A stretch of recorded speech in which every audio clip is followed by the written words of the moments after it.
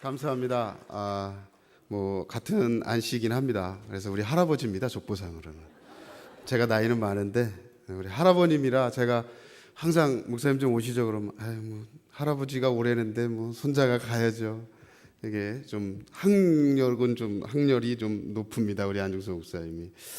반갑습니다. 저는 제가 본 2014년도 교사원 신예배 때에 제가 왔던 것 같습니다. 그래서 2014년도 1년 이제 2년 만에 또 귀한 담임 목사님과 우리 교육위원회 또 장로님들이 불러주셔서 귀한 곳에서 또 말씀 전할 수 있도록 허락하신 하나님과 또 우리 주님 사랑의 교회 모든 교우님들께 진심으로 감사의 말씀을 먼저 드립니다. 2014년도에는 제가 로마서의 말씀을 통해서 기억하실지 모르겠지만 우리 교사 선생님들은 기억을 하셔야 되는데 아마 못할 거라고 생각을 합니다. 로마서의 말씀을 통해서 하나님께서 사람을 부르시고 그 부르신 선택들을 통해서 사용하시고 우리가 그 자리에 서서 지위가 아닌 역할로 하나님의 일을 감당해야 된다라는 제목을 가지고 그런 내용들을 가지고 말씀을 전했던 기억들이 있습니다. 제가 왜 기억을 할까요? 기억을 하고 있습니다. 오늘은 창세기의 말씀을 가지고 좀 계속 이어서 좀 우리가 하나님의 말씀을 좀 보려고 합니다. 이제 여름 행사가 다가오고 방학이 다가오고 우리 학생들이 여름 성경학교 또 중고등부 수련회, 청년부 수련회 등 교회 행사가 가장 많은 이제 시기들이 여름 시기이기도 하죠.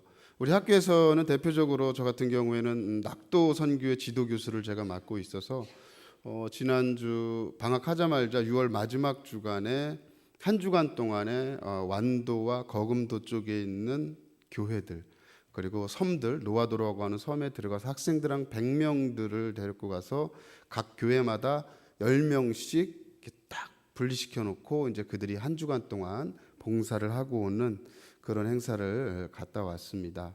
그러니까 그분들은 1년 동안 저희를 기다리는 겁니다. 그러니까 시골에 가고 섬이다 보니까 할머니들, 어르신들밖에 안 계시니까 젊은이들이 올 때까지 저희가 갈 때까지 1년 동안 기다립니다. 그럼 가서 도로 제초 작업 다 하고 그동안 못했던 페인트, 그동안 고장났던 것들 이런 것들을 한 주간 동안 싹 고쳐놓고 또 1년을 그분들은 저희를 기다리게 되는 거죠. 근데 이제 그것이 예전에는 선교를 통해서 갔는데 요즘에는 좀 변화된 것이 무엇이냐면 제가 좀 지도교수를 맡고 난 다음에 변화시키는 게 무엇이냐면 일반 학부 학생들을 많이 동참을 시킵니다. 여기에 또 사회봉사 점수하고도 연결이 되거든요. 그러니까 선교의 패러다임이 좀 바뀌어야 된다라고 하는 마인드를 저는 가지고 있기 때문에 일반 학부 학생들을 많이 동참시켜서 그들이 가서 직접 보고 무엇이 선교고 그리고 정말 교회가 하고 있는 일들 하나님의 이름으로 우리가 하고 있는 일들이 무엇인가를 현장에서 보여주는 게 가장 중요하다고 생각을 하기 때문에 일반 학생들을 많이 동참을 시킵니다.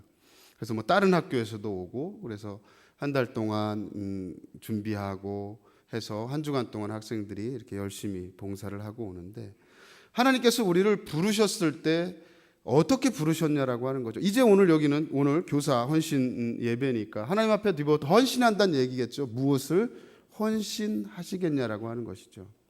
하나님께서 우리는 목사로 부르셨고 장로로 부르셨고 집사로 부르셨고 어찌됐든 교회 안에 공동체를 세워가는 질서 안에서 우리에게 역할이라는 걸 주셨다라고 하는 거죠. 그리고 그중에 교사로서의 역할을 부르신 오늘의 헌신이라는 그 헌신이 어떤 헌신이 되어져야 되냐 하는 물음들을 우리는 먼저 던져볼 수 있어야 된다라고 하는 겁니다. 제가 학교에 있다 보니까 학생들에게 시험을 보잖아요. 그래서 정말 가슴 아픈 게 교회의 선생님들이 좀 학생들을 잘 가르쳐줬으면 좋겠다라고 하는 생각이 들어요. 답안지를 볼 때마다 정말 눈물이 나요. 왠지 아십니까 여러분들? 저는 어려서부터 교회를 다녔습니다. 쓰지나 말든지. 저는 어려서부터 교회를 다녔고 우리 엄마는 집사고 우리 아빠는 장로고 목사도 있어. 우리 아빠는 목사고. 근데 답이 안 나와. 어려서부터 성경을 배웠습니다. 이번 학기에 성경을 배우면서 많은 것도 보았고 제가 듣지 못하고 알지도 못한 걸 배웠습니다. 감사합니다. 사랑합니다. 답은 없어. 신앙 고백만 써놓고 나가는 거예요. 예를 들어서 시험 문제가 이겁니다. 신구약 성경의 구조를 개괄하라. 답도 다 가르쳐줘요. 저는 몇 페이지 몇째 줄에 나오고 어디에 나오고 답도 가르쳐 줍니다. 그러면 제가 진짜 거짓말 안 하고 전부 교회 다니는 학생들의 답안지는 신구약 개가를 못 한다라는 거예요. 일반 학과 학생들은 외워서라도 씁니다. 39권, 27권, 구약은 39권 중에 역사서 17권, 시가서 5권, 선지서 17권. 그 중에 역사서가 율법서, 모세오경 5권으로 나눠지고 대선지서, 소선지서로 나눠져서 5권, 12권, 5권, 5권, 12권 해서 열고 39권. 왜 이걸 못 쓰는지 모르겠어요. 여기도 모르시죠? 신약은 어떻게 되어 있습니까? 신약 똑같습니다. 신약도 마태마가 누가는 사복음서 사도행전까지 해서 신약의 기초가 있고 양 기둥으로는 바울 서신에 목회 서신이 기둥이 되고 일반 서신 기둥이 되고 그리고 교회 서신이 지붕이 되고 뭐 이런 식의 구조입니다. 자, 우리가 안타까운 게 뭐냐면 성경을 보는 데 있어서 하나님의 말씀을 보는 데 있어서 시편 보고 잠언 보고 이렇게 볼 수는 있습니다.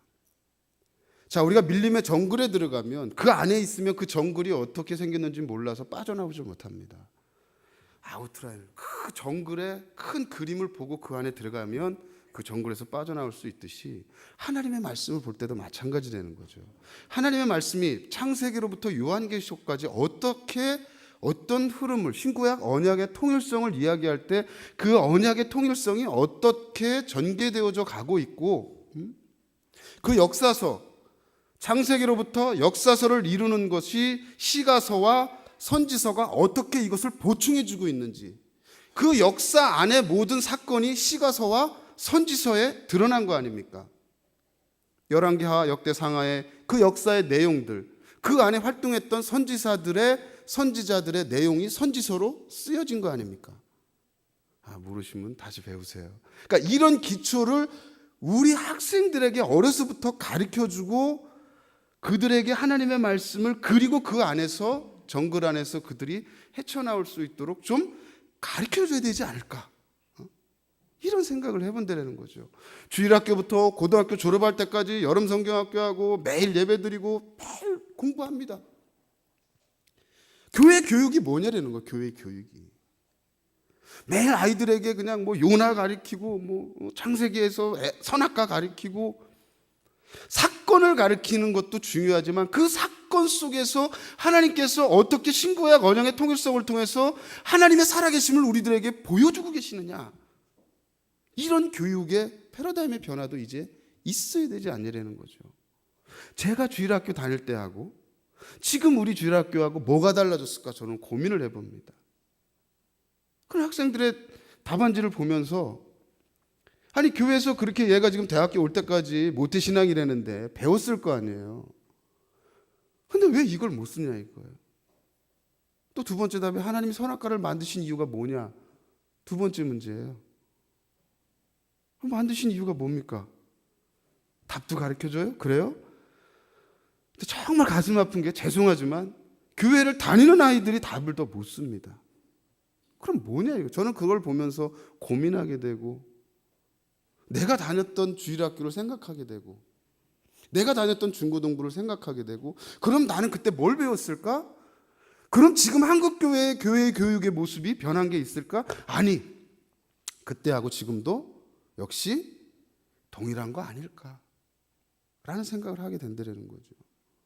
변화되지 않으면 매일 교회는 청년이 죽어갑니다. 주일학교가 사라집니다. 중고등부가 사라집니다. 대학이 사라집니다. 라는 비판과 반성만 할 뿐이 아니라 왜 그렇게 되느냐에 대한 물음 앞에 우리는 좀 현실적으로 서 있어야 된다라고 하는 것이죠.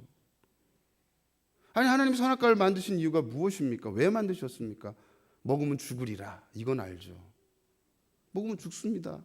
죽잖아요. 그래서 우리 아담과 하와도 죽었죠. 오늘 제가 읽었던 본문이 그것에 해당되는 중요한 내용이기도 하다라고 하는 거죠. 하나님께서 왜 만드셨습니까? 만드시지 않으면 됐지. 왜 만들어 놓고 죄 짓게 하냐고 이렇게 질문하지 않습니까?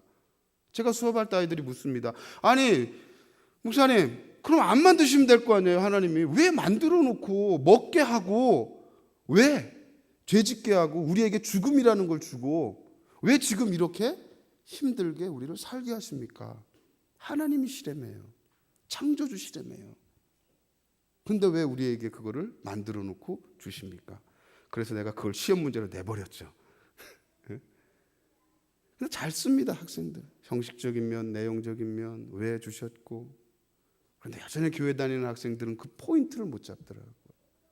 제가 답안지 다 보여드릴 수 있어요. 제가 그래서 사진을 막 이렇게 찍어놨어요. 하도 눈물이 나가지고 이러면서 사진을 찍어. 그래 애들이 또 성적 안 나오면 전화 오거든요. 그럼 이렇게 찍어서 보내줘요. 네 답안지가 10점이다. 30점 만점에. 이것이 보면서 한국교회가 가지고 있는, 어쩌면 우리 안에 가지고 있는 가장 한국교회 교육의 문제이지 않을까. 제가 오늘 교사원 신예배를 준비하면서 한 2주 전에 전화를 받으면서 고민하고 기도했습니다. 하나님 어떻게 할까요? 무슨 말씀을 전할까요? 그런데 하고 싶어요. 이 말들을. 교사로 선택받은 우리들이 그 아이들을 하나님의 말씀 앞에 세워놓지 아니하면 우리가 그 죄를 감당해야 된다라고 하는 겁니다. 더 큰 건 목사겠죠. 목사로서 성도들을, 아니 교사들을 하나님의 말씀 앞에 정말 그 말씀이 살아서 여전히 지금도 우리 가운데 일하시고 계시고, 그 젊은이들을 하나님 앞에 인도하고 그 어린이들을 하나님 앞에 세워져 가는 일들이 무엇인지에 대한 명확하고 정확한 물음 앞에 우리가 서 있지 아니하면 교사라는 직분 하나로, 지위로 끝날 수 있다는 거죠, 여러분. 그래서 저는 교사라는 게 얼마나 소중한지, 제가 가르치는 일이 하나님 앞에 얼마나 이게 소중하고 얼마나 정말 복되면서도 두려운 건지 늘 하나님의 두려움 앞에 서 있을 수밖에 없다는 거죠. 제가 잘못 가르치면, 제가 잘못 세우면 그들은 다 진흙으로 갈 수밖에 없잖아요. 잘못된 길로 갈 수밖에 없잖아요. 그 하나님 앞에 더 기도할 수밖에 없고, 하나님의 말씀을 더 볼 수밖에 없고, 더 연구할 수밖에 없고, 어떻게 해야 되는지에 대한 물음들을 더 고민할 수밖에 없다라고 하는 겁니다. 우리 뭐 대학교에도 교사가 있어요. 우리 학생들 보면 어떻게 해요? 제가 맨날 혼내는 이유들이 뭐냐면 막 공부하고 막 놀다가 주일날 아침에 가갖고 막 공과책 막 봐요. 그날 아침에 와가지고 오늘 몇 가지 사가지. 그래 그리고 탁 애들한테 가르쳐요. 아니 뭐 나쁘다는 얘기는 아닙니다. 그럴 수도 있겠죠, 바쁘면. 그런데 내가 할 일은 다 하고 내가 먹는 건 다 먹고 내 시간은 다 쓰면서 나에게 맡겨진 그 영혼들을 향한 열정과 그 영혼들을 향한 그 어떤 감정이 없더라는 거죠. 그들을 사랑한다면 그렇게 할 수 있을까요, 여러분? 내 자녀를 사랑한다면 그렇게 할 수 있을까요? 그 오늘 내가 그들에게 주어야 될 그 말씀 한마디가 얼마나 소중한지 안다면 아침에 그냥 와가지고 공과책 한번 훅 훑어보고 공과 쭉 가르치고 얘들아 사랑해 이거 뚝뚝뚝 날리고 쭈쭈바 몇 개 사주고 요즘 피자 사주나요? 그래 잘가. 그럼 난 내 할 일 다 한 것 같죠, 여러분? 과연 그럴까요?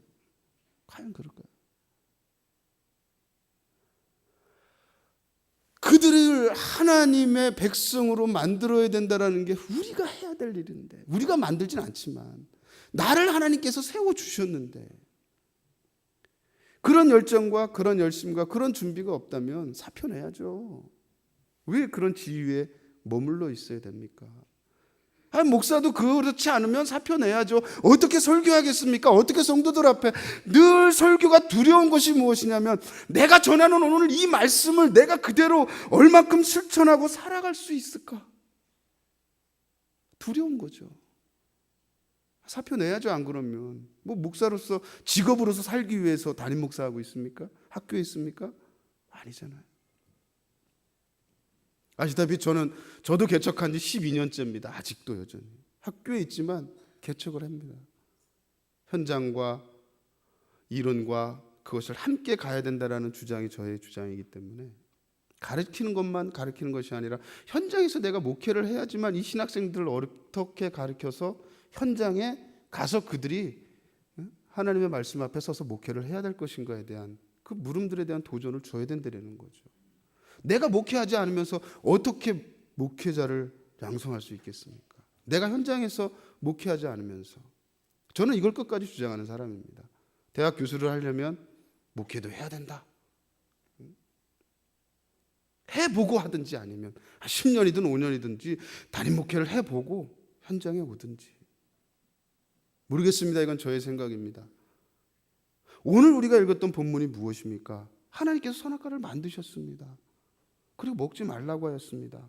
그런데 어찌됐든 오늘 이 사람들은 먹었습니다. 여러분, 중요한 건. 근데 하나님이 9절에 이들을 두 번 이들에게 질문을 던집니다. 9절에 여호와 하나님이 아담을 부르시며 그에게 이르시되 내가 어디 있느냐 이렇게 부릅니다. 근데 여러분, 하나님이 지금 몰라서 아담 보고 어디 있느냐고 물었겠습니까? 아니, 지금 하나님이 아담이 어디 있는지 몰라서 아담아 내가 어디 있느냐라고 물었겠냐라고 하는 거예요. 하나님 아시죠, 지금 모든 상황을. 그 묻는 이유가 무엇입니까? 묻고 난 이후에 변화된 인간의 대답을 보자라는 거예요. 변화된 인간의 대답을.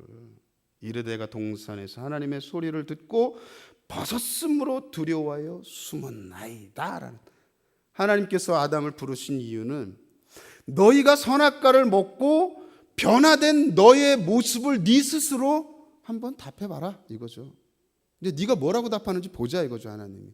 아니나 다를까 인간은 뭐랍니까? 벗었으므로 두려워하여 숨었나이다. 변화된 자기 자신을 발견한 거죠. 자, 그 전까지는 하나님이 두려웠습니까? 아니잖아요. 하나님 왜 두려워요? 하나님 할렐루야 이러고 놀았을 거 아니에요. 막 사자하고 야 사자 일로 와 이러면서 막 호랑이 뭐 일로 와. 여러분 상상이 안 가죠. 그랬단 말이에요. 모든 동물들이 두려움의 대상이 아니었단 말입니다. 여러분 막 우리 여학생들 바퀴벌레 보고 목이 막 소리 지르죠. 그렇지 않았다라는 거죠. 동산에서 하나님이 만드는 창조의 그 모든 것들을 기쁨으로 다 누렸단 말이에요. 그럼 얼마나 행복합니까? 저는 가끔 그런 생각을 합니다. 그런 데서 좀 살아봤으면. 근데 천국 가면 그러겠죠. 그래서 우리가 천국을 소망을 두고 있는 겁니다. 그런 세상을. 근데 어찌됐든 이제 하나님이 두려워졌어요. 하나님을 피하기 시작했습니다. 하나님을 피해 숨기 시작했습니다.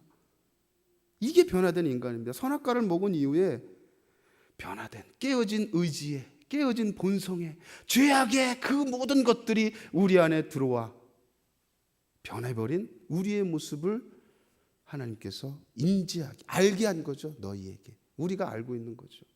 그리고 또 묻습니다. 누가 너의 벗었음을 내게 일렀느냐? 내가 내게 먹지 말라며 한 그 나무 열매를 내가 먹었느냐라고 하는 두 번째 질문을 던지십니다. 자, 이 사건은 여러분들이 너무나 잘 알고 있는 사건이기 때문에 3장 1절서부터 우리 정 집사님이 쭉 잘 읽어 주셨잖아요. 그리고 창세기 1, 2, 3장은 한 10번씩은 읽으실 거예요. 올해 성경 읽어야지. 다 창세기. 여기는 다 읽으실 거 아니에요. 그러니까 이 창세기 3장은 뭐 안 읽었다라고 할 수가 없겠죠. 다 읽으셨겠죠. 가다 레위기 가시다가 주무시고 포기하시고 에이씨 신약으로 가야지. 이렇게 창세기 3장은 뭐 어쩌면 우리가 외우고 있을지도 모르겠습니다. 그런데 아무리 많이 읽고 아무리 외우고 이것이 중요한 게 아니라는 거죠. 오늘 하나님이 선악과를 통해서 오늘 우리에게 말씀해 주시고자 하시는 하나님의 그 놀라운 은혜가 무엇이냐라는 거예요.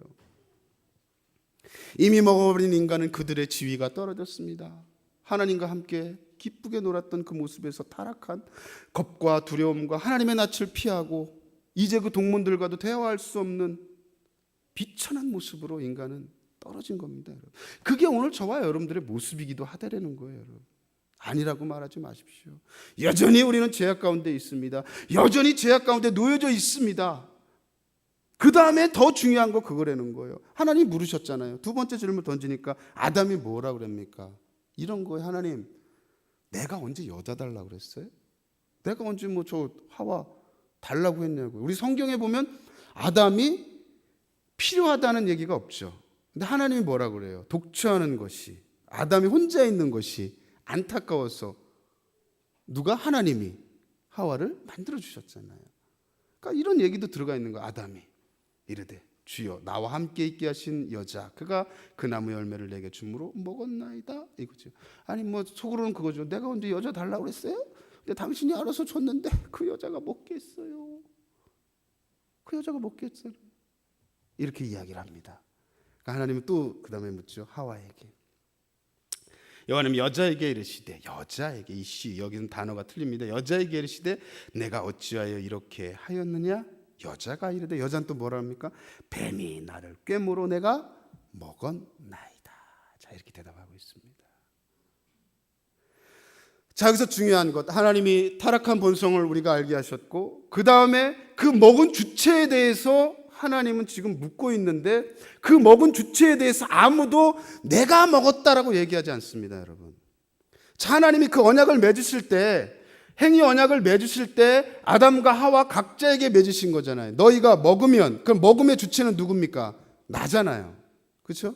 먹음의 주체, 그 언약을 깨는 걸, 행위 언약을 깨는 주체는 나잖아요. 그런데 지금 여기 아담과 하와 누구도 그 행위 언약을 깬 주체가 나라고 말하고 있지 않습니다. 뭐라고 합니까? 저 여자 때문에. 뭐라고 합니까? 저 뱀 때문에. 여기서부터 죄라고 하는 것에 대한 책임을 지지 않는 인간의 본성을 하나님은 또 표현해주고 있다는 거예요, 여러분. 내가 잘못했음에도 불구하고 우리는 그것을 하나님 앞에 내 죄로 고백하지 않는다는 거예요. 그리고 죄 때문에 라고 이야기한다는 거죠. 누구 때문에.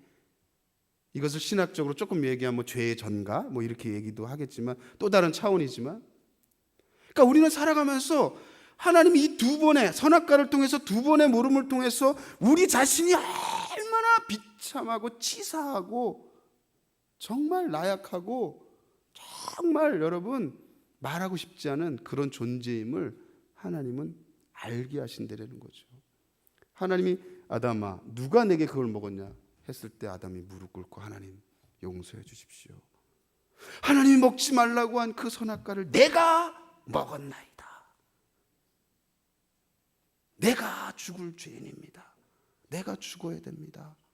라고 하나님 앞에 회개하고 고백해야 되는데, 아담은 본인이 지은 죄가 무엇인지도 모르고 그 죄를 다른 사람에게 너 때문이라고 핑계대고 있다라고 하는 겁니다.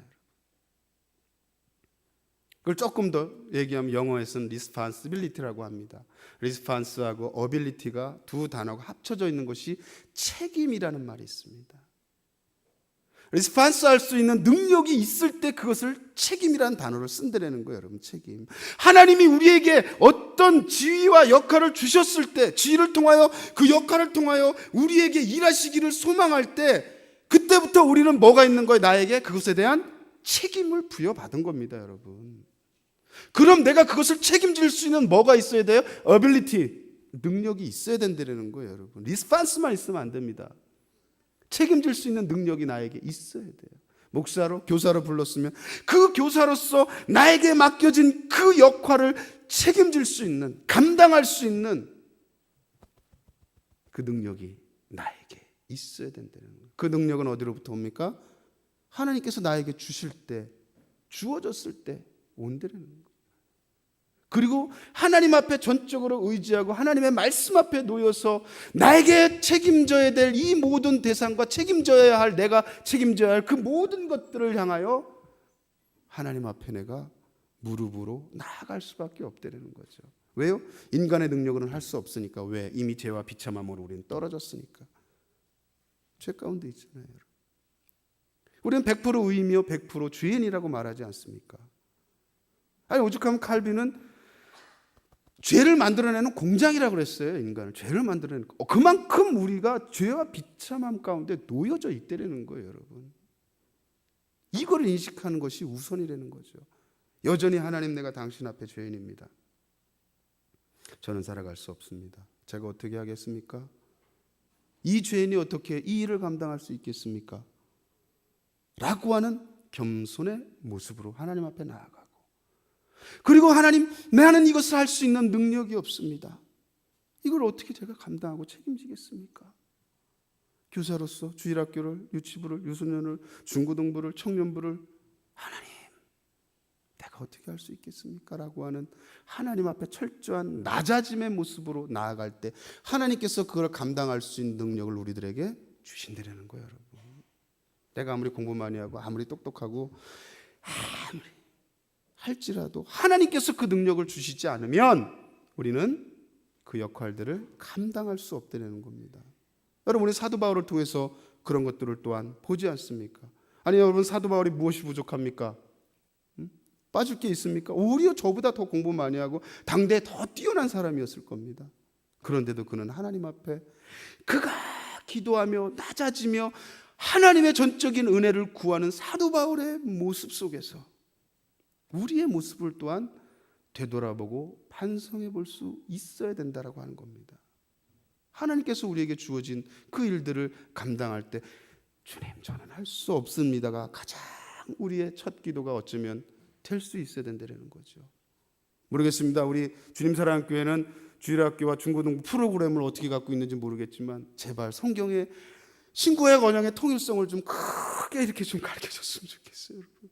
응? 말씀을 가르칠 때 정말 큰 틀에서 하나님의 말씀이 이 66권보다 더 뛰어나신 분이 하나님인데 이 66권의 말씀조차도 이해하지 못하는 인간이 오늘 죄와 비참한 가운데 떨어져 있는 우리인데 그 어린이들이 어려서부터 자라나면서 이 66권의 언약의 말씀들을 좀 큰 틀에서 살아계신 하나님의 은혜를 맛볼 수 있는 그런 교육들이 좀 태워졌으면 너무나 좋겠다라는 거죠. 매일 그냥 주제만 가지고 뭐 요나 가르치고 뭐 사건 가르치고 뭐 막 이렇게 가르치면 아이들이 연결을 못 시킵니다. 연결을.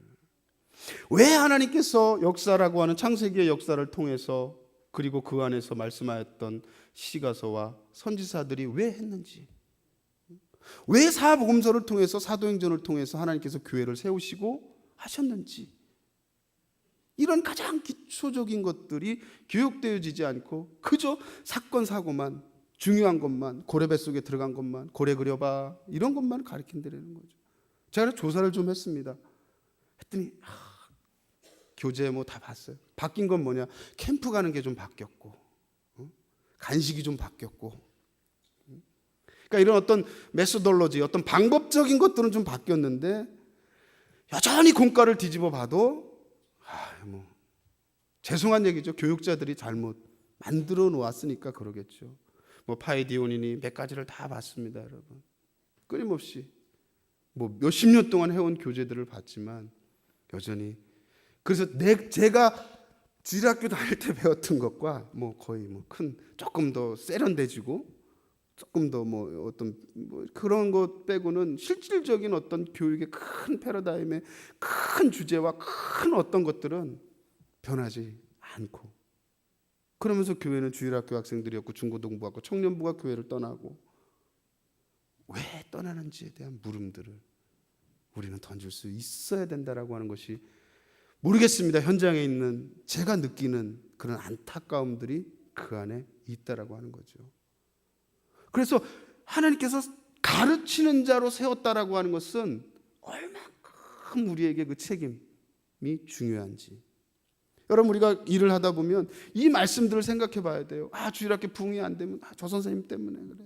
전도사님 때문에, 전도사님을 갈아야 돼요. 목사님, 전도사님이 영빨이 딸려요. 전도사님이 영 설교가 틀렸어요. 핑계대죠. 막 수련회 가도 그럼 뭐가 안 되면 막 저 권사님이 와서 뭐 저 집사님이 왔다. 내가 하나님 앞에 나에게 맡겨진 그 책임을 내가 감당하지 못하는 것은 생각하지 아니하고, 우리는 무엇에 대한 결론이 나왔을 때 그것에 대한 책임을 꼭 이렇게 오늘 지금 아담이 하와에게, 하와가 뱀에게 누구 때문이라고 이야기하는 것처럼, 여러분, 부흥이 무엇입니까? 진정한 부흥이 무엇입니까? 이 얘기를 저는 꼭 하지 않습니까? 올 때마다. 기억 못 해주셔서 감사하지만 진정한 부흥은 무브먼트가 아니라는 거예요. 운동이 아니라는 거예요. 리빌, 드러나는 겁니다. 무엇이? 내가 속해 있는 내 교회가, 내가 속해 있는 우리 초등부가, 내가 속해 있는 우리 학생회가, 우리 청년부가 하나님의 사람으로 드러나 보이는 거. 이게 부흥이라는 거예요, 여러분. 10,000명의 성도가 있다고 부흥이 아닙니다. 부럽지 않습니다. 전 10년 동안 30명입니다. 전혀 부럽지 않습니다.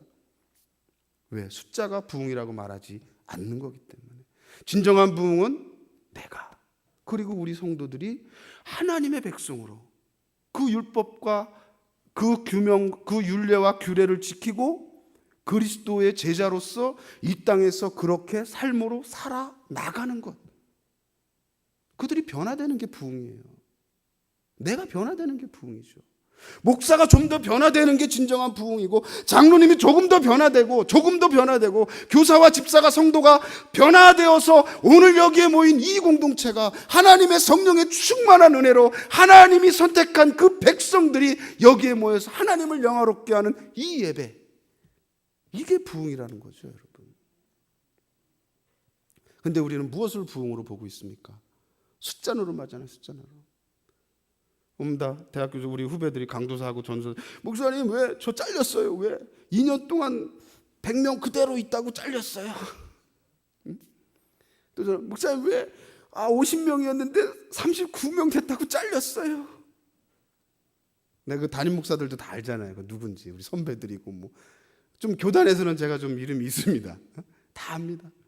그분이 옛날에 안 그랬는데 왜 그러시지? 아니 뭐 숫자가 줄고 늘고가 그 사람이 사역을 잘했냐 안 했느냐의 평가로 과연 보아야 하냐라고 하는 거예요. 교회도 마찬가지죠. 어느 날 담임 목사를 청빙했습니다. 저희 형님도 청빙받아 갔어요. 담임 목사로. 서울 충현교회 수석 부목사로 7년 동안 있다가 거기서 담임 목사 제안을 받았지만 거부하고 중소도시에 청빙을 받아 갔습니다. 가면 뭐가 스트레스인지 압니까? 부흥시켜야 되는데. 지금 100명이었는데 내년엔 150명 돼야 되는데. 왜? 성도들이 그걸 바라니까. 장로님들이 그걸 바라니까. 그게 부흥이라고 생각하니까. 근데 진정한 부흥은 저는 그게 아니에요. 그래서 제가 할 때마다 형님 스트레스 받지 마. 그럼 사표 내. 넌 참 편하게 얘기한다. 근데 내가 그거를 하려고 내 스스로 노력하는 게 아니라 하나님께서 그렇게 드러나면, 내가 그렇게 드러나서 살고 우리 성도가 그렇게 드러나 살고 우리 교사가 그렇게 드러나 살면 우리 학생들이 변화되고, 학생들이 변화되면 그 학생들을 보고 이웃의 학생들이 온대라는 거예요. 여러분들 억지로 가서 막 전도하고 오세요 이렇게 안 해도 돼요. 내가 변하면 되잖아요. 목사가 변하고 장로가 변하고 집사가 변하고 견사가 변하고 선생이 변하고 학생이 변하고, 어떻게? 예수 그리스도의 제자로, 하나님의 성도로. 중요한 건 하나님의 성도로 변해야죠. 변하면 교회는요 그냥 부흥된 겁니다, 여러분. 그게 그러면 오지 말라 그래도 올 것 같아요. 저는 그런 교회라면 가고 싶다라고 말할 것 같아요. 교회 다녔어? 그 교회 어디야? 나도 한번 가보게. 딱 왔더니 진짜 그러네? 그럼 등록하는 거죠 뭐. 그러니까 우리가 인위적인 인간의 방법으로 자꾸 교회가 무엇인가 하려고 하기 때문에, 그렇게 지금 교회가 나아가고 있기 때문에, 사람의 방법으로, 하나님의 뜻이 아닌 사람의 방법으로 무엇인가를 자꾸 이루려고 하기 때문에 중세의 천년의 암흑의 시대로 다시 돌아가고 있다라는 말들이 끊임없이 나오고 있다는 거죠. 이것이 우리가 가지고 있는 죄의 본성과 타락과 오늘 누구 때문이라고 하는 이런 하나님께서 이 말씀들을 통해서 우리에게 주시고자 하시는 은혜라는 거죠. 담임 목사님 때문이 아니라 나 때문이라는 거죠. 저 선생님, 저 권사 때문이 아니라 나 때문이라는 거죠, 여러분. 오늘 하나님 앞에, 하나님 당신께서 먹지 말라고 하신 그 열매를 내가 먹었나이다. 용서해 주십시오, 하나님. 그래서 저에게 죽음이 왔습니다. 그래서 저는 죽을 수밖에 없습니다. 라고 아담이 하나님 앞에 회개했어야죠. 하와도 마찬가지죠. 뭐 뱀이 기어다니는 저주, 그건 별거 아닙니다, 여러분. 그 이후에 우리에게 온, 인간에게 온 죄와 죽음과 비참함과 그 깨어진 의지와, 그리고 이 땅의 현실들이 지금 타락한 이후에, 그 행위 언약이 깨진 이후에 우리에게 온 현실이라는 거죠. 그러나 하나님은 그 현실을 그대로 내어버려 두시지 않았잖아요. 예수 그리스도를 보내주셨잖아요.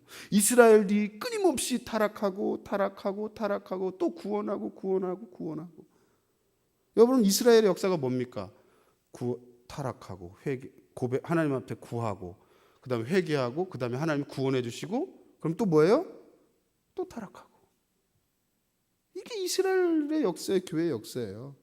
하다 하나님이 안 돼서 북이스라엘 멸망 치시고 아스를 치시고 그 다음에 남유다 치시고. 여러분 열왕기하를 보세요. 어떤 말이면 유다도 이런 말이나 유다도. 열왕기하에 보면 이스라엘을 아수르에게 멸망시키고 열왕기 17장 20절인 거기 보면 유다도 이런 말이 나와요.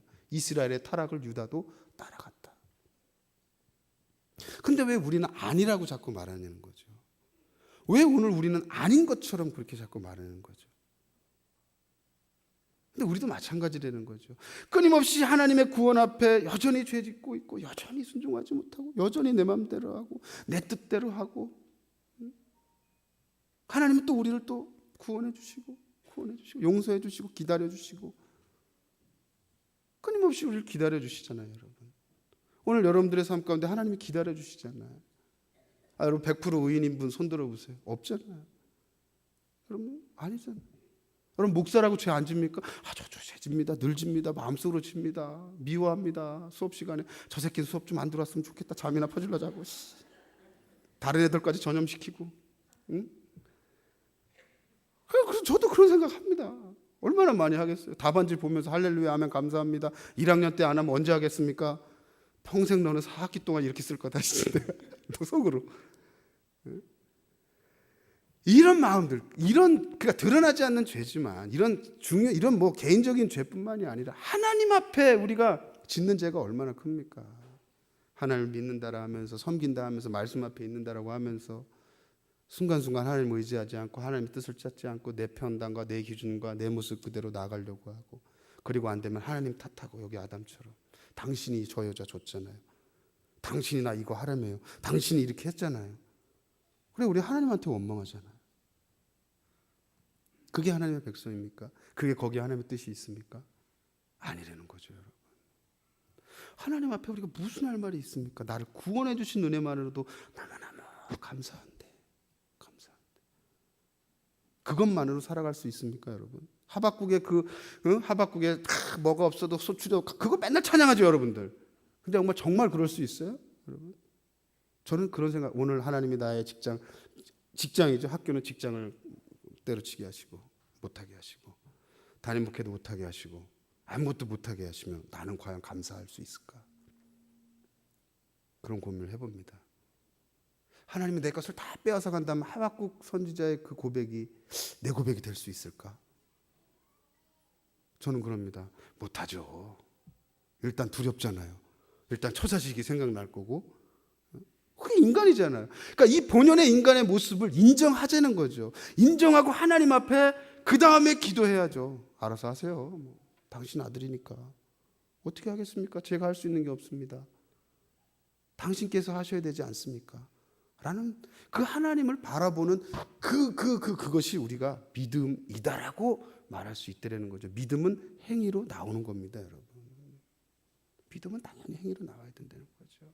우리의 헌신이, 교사의 헌신이, 아니 우리의 삶의 헌신이 그와 같은 모습으로 나올 때 하나님께서 우리를 부르신 그리고 지위로 세우신 그리고 그 역할을 우리가 어떻게 할 것인지에 대한 그 물음 앞에 하나님이 기뻐하실 거라는 거죠, 여러분. 그래서 2014년도에 이어서 얘기하는 겁니다. 지위로 말하는 것이 아니라 우리의 역할로 말하고 누구 때문이 아니라 하나님 앞에 겸손히 내가 먼저 그 안에 변화되는 거, 내가 먼저. 그리고 하나님 앞에 내가 어떤 모습으로 서 있는지를 가장 먼저 바라보고 하나님의 제자인가? 그리스도의 제자인가? 하나님의 백성인가? 교사로서 내가 이것을 감당할 수 있을까? 감당 못하지? 하나님 도와주세요. 어떻게 할까요? 하나님의 뜻을 묻고 하나님의 그 능력을 힘입어서 하나님의 사랑으로 그들을 사랑할 수 있어야 돼요. 하나님의 사랑으로. 인간의 사랑으로 사랑하지 마십시오. 그리스도께서 우리에게 명령하신 너희가 나를 사랑하고 내가 너희를 사랑한 것처럼 내 이웃을 사랑하라. 하나님의 사랑으로. 하나님의 사랑으로 사랑하면 사랑하지 아니할 수 있는 사람이 있습니까? 없습니다, 여러분. 없습니다. 제가 청소년 사역을 할 때 가장 안타까운 곳이 그겁니다. 안양역 팥주스, 안양역 옆에 있는 팥주스를 제가 굉장히 많이 갔습니다. 왜 이렇게 우리 교회 그때 중고등부는 사고 치는 놈들이 많은지, 뭐 오토바이 훔쳐서 걸리고, 뭐 가다 싸워서 걸리고. 그럼 부모님한테 전화 못하고 저한테 옵니다. 자, 가죠. 이렇게 사인하고 빼오잖아. 이렇게 사인하고 제가 신분부를. 근데 이제 부모님들이 올 때가 있습니다. 아실 거예요? 제가 무슨 말 하려고 하는지. 탁 들으면서 어머 우리 애들 어디 갔어? 애들 앉아 있잖아. 이 새끼 뭐라 이제 우리 아들은 절대 그런 애가 아니야. 저 새끼 때문에 제 새끼를 만나가지고 우리 아들이 이렇게 사고 치고 막 그래요. 근데 여러분 주범이 누군지 알죠? 그렇게 말하는 걔가 주범이에요. 자기 아들은 아니라 저 새끼를 만나서 우리 아들이 이렇게 됐다는 거예요. 말 못하겠고. 이게 우리의 착각이라는 거죠. 우리의 착각. 자녀들에 대해서도 마찬가지예요. 우리가 교사로 서 있을 때 그런 마음이 아니라 정말 그리스도의 마음이라면 사랑하지 아니할 수 있는 사람이, 그 학생이 사고 쳤다고 해서 걔는 교회 나오면 안 됩니까? 저는요 그 오토바이 폭주족 옛날에 그 두목이 교회를 나왔고 걔 오토바이 타고요 구로 시내를 마마마마 하고 막 다녔어요. 뒤에 타고도. 야 가봐 씨야 그러고 전투사 때. 그래가 야 예배 드리자 그리고 탁 예배당 와서 예배 드리고, 선생님 누가 건들면 얘기하세요 구로에서. 그래 알았어. 아니 사랑하지 않을 수 있는 사람이 어디 있습니까? 걔가 오토바이 타고 폭주족이고 뭐 학교에서 사고 치고 그러면 걔는 교회 나오면 안 됩니까, 여러분?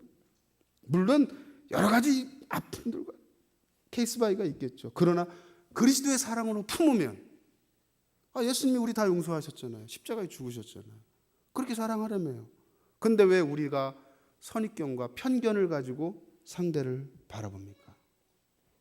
왜 그 학생을, 왜 그 청년을 우리가 그렇게 바라보고 이 교회 안에서조차도 왜 편을 갈라놓습니까? 얘는 착한 아이, 얘는 예배 시간에 떠드는 아이, 얘는 예배 시간에 조는 아이, 얘는 장로님 아들, 얘는 성도 아들. 장로님 아들이 사고 치면 조금 이렇게 해주고 성도 아들이 사고 치면 혼내고. 맞잖아요 여러분. 아닌 척하고 앉아 계세요. 교회 안에서도 이와 같은 일들이 벌어지고 있다는 거죠. 그것을 감당해야 될 분들이 교사 선생님들입니다. 그 안에서 그들을 다 품고 평등하게 하나님의 그리스도의 사랑과 그리스도의 은혜로 겁나라 빨리 끝내려는 거죠. 이것이 누구 때문이 아니라 우리는 그리스도의 사랑 때문에가 돼야 되는 거예요. 그리스도의 사랑 때문에, 하나님의 은혜 때문에 그 모든 아이들을 품고 눈물로 끌어안고 기도해 보세요, 여러분. 그 오토바이 폭주족이요 연세대 갔어요. 연세대 갔어요. 내가 한 게 아니죠. 하나님이 한 거죠. 저는 한 거 없어요. 오토바이 타고 빠라빠라 시내 돌아다니는 것밖에 없어요. 이해해 주니까, 함께 해 주니까, 알아주니까, 그리고 끌어안고 눈물로 기도해 주니까. 그리스도의 사랑밖에 없는 겁니다. 내가 변화시키려고 하지 말고 하나님께서 그 일을 하시게끔 하라는 거죠. 하나님께서. 우리 모두가 그와 같은 헌신과 오늘 창세기 말씀을 통해서 하나님께서 우리에게 주신 우리 죄의 비참함들을 깨닫고 누구 때문이 아닌 나 때문이라고 하는 죄의 핑계가 아니라 나로부터 변화되는 것이 진정한 부흥이고 우리 부서의 부흥이고 교사로서 내가 가야 될 길임을 깊이 깨닫고 나아갈 수 있는 우리 모두가 되기를 주님의 이름으로 소망합니다. 하늘의 하나님 감사합니다. 부족한 자가 오늘도 주님의 말씀을 전하였습니다. 하나님께서 기꺼이 우리들의 마음들을 움직이시고 특별히 우리 모두가 하나님의 은총과 진리 가운데 서 있음을 기억하게 하시고 우리에게 맡겨진 그 일들을 하나님의 뜻 가운데 감당할 수 있도록 주님 인도하여 주시옵소서. 감사하며 살아계신 예수님의 이름으로 기도합니다.